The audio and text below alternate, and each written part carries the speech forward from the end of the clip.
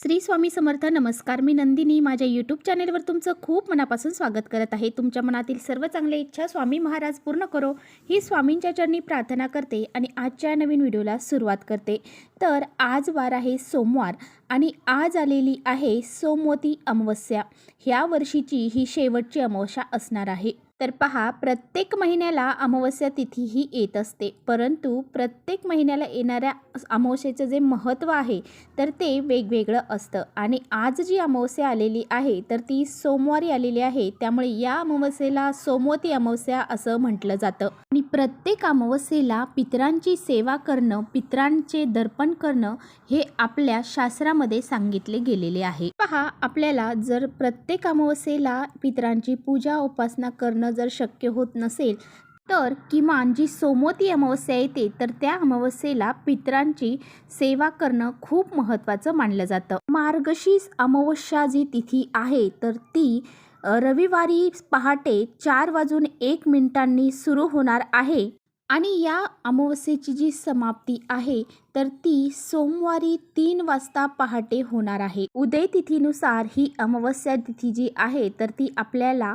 30 डिसेंबरला साजरी करायची आहे आणि त्यामुळेच आजच्या दिवशी आपल्याला ही जी सोमवती अमावस्या आहे तर ती साजरी करायची आहे.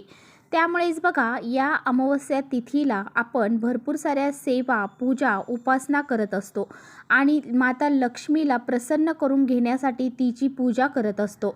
माता लक्ष्मीला समर्पित असणारा ही अमावस्या तिथी जी आहे तर या दिवशी आपल्याला काही प्रभावी उपाय देखील करायचे आहेत. आजच्या व्हिडिओमध्ये मी तुम्हाला जो काही प्रभावी उपाय सांगणार आहे तर तो आपल्याला नक्की करायचा आहे. आज संध्याकाळी कापूरसोबत ही एक वस्तू आपल्याला जाळायची आहे.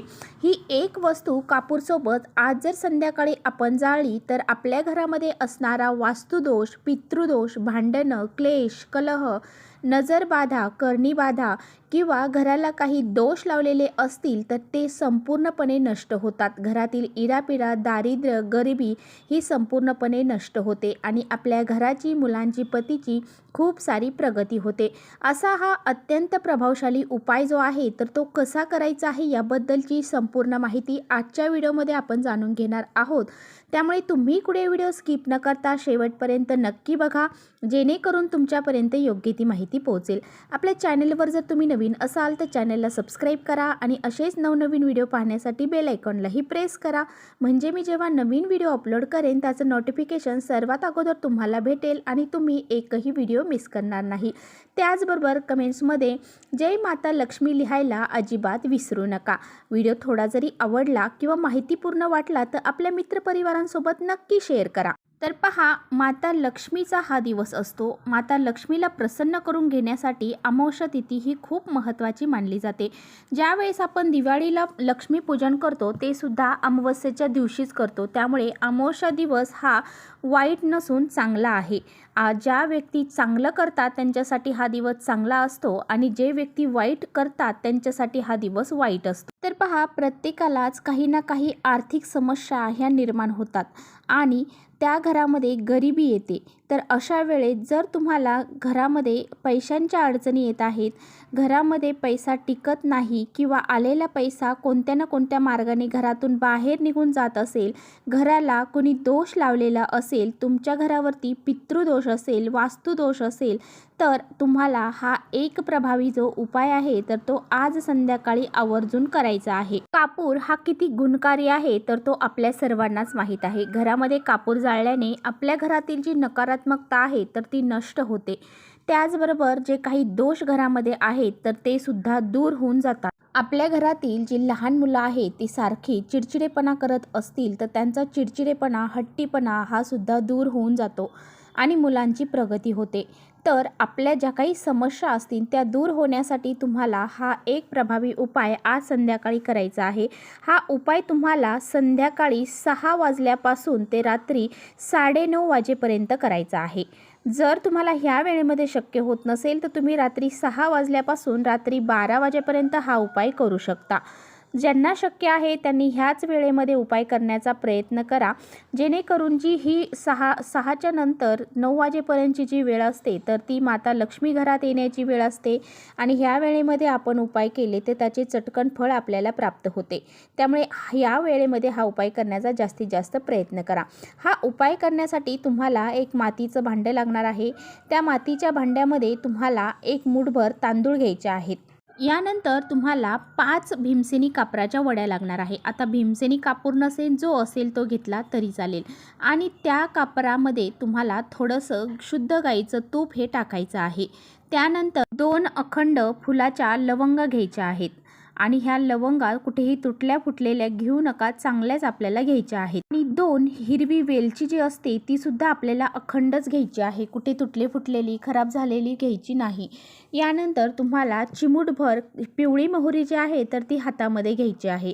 आता ही पिवळी मोहरी तुम्ही हातामध्ये घेतलेली आहे तर ती काय करायची, तर तुम्हाला तुमच्या घरामध्ये जी लहान मुलं आहेत किंवा मोठे मुलं असतील त्यांच्यावरून तुम्हाला ही जी पिवळी मोहरी आहे तर ती डोक्यापासून तर खाली पायापर्यंत 7 वेळा उतरवून घ्यायची आहे आणि घरामध्ये जेवढे बी व्यक्ती आहेत प्रत्येक व्यक्तींवरून तुम्हाला ही एकच पिवळी मोहरी जी आहे तर ती सर्वांवरून उतरवून घ्यायची आहे। वेगवेगळी पिवळी मोहरी घेण्याची गरज नाही।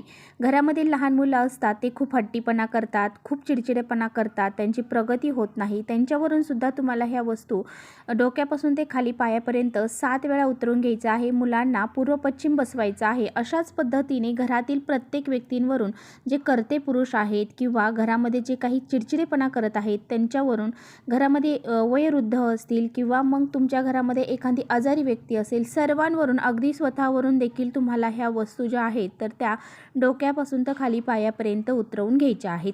ह्या उतरवून झाल्यानंतर त्या मातीच्या भांड्यामध्ये तुम्हाला ही मोहरी जी आहे ती टाकून द्यायची आहे आणि हे जे भांडं आहे तर ते देवघरापाशी नेऊन तुम्हाला प्रज्वलित करायचे आहे। त्यातला जो कापूर आहे तो प्रज्वलित करायचा आहे आणि याचा धूर जो आहे तो संपूर्ण घरामध्ये तुम्हाला फिरवायचा आहे। फिरवत असताना श्री स्वामी समर्थ, श्री स्वामी समर्थ या प्रभावी मंत्राचा तुम्हाला जप करायचा आहे। हा धूर फिरवत असताना तुमच्या घरातील जे काही मुख्य दरवाजा असेल, खिडक्या असतील तर त्या तुम्हाला उघड्या करून द्यायच्या आहेत, जेणेकरून घरातील जी काही नकारात्मकता आहे ती घराच्या बाहेर निघून जाईल आणि घरामध्ये सकारात्मक वातावरण निर्माण होईल।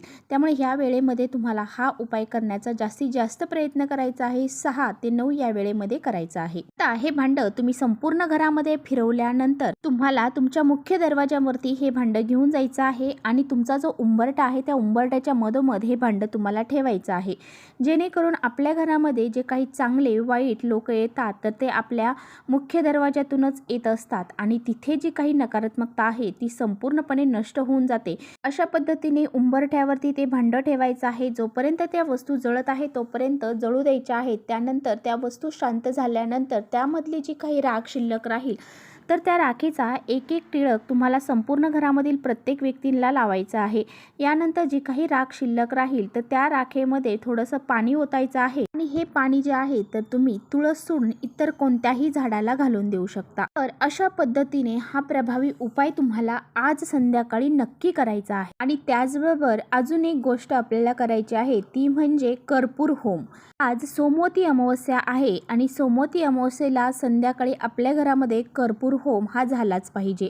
त्यामुळे यासाठी आपल्याला एक नारळ लागणार आहे, त्यामध्ये पाणी असायला हवं। तर तो नारळ घ्यायचा आहे। नारळाच्या शेंडीवरती तुम्हाला 5 कापराच्या वड्या ठेवायच्या आहेत आणि तुमच्या देवघरासमोर बसायचं आहे। देवघरासमोर देवाचा दिवा लावायचा आहे आणि त्यानंतरच हा उपाय करायचा आहे।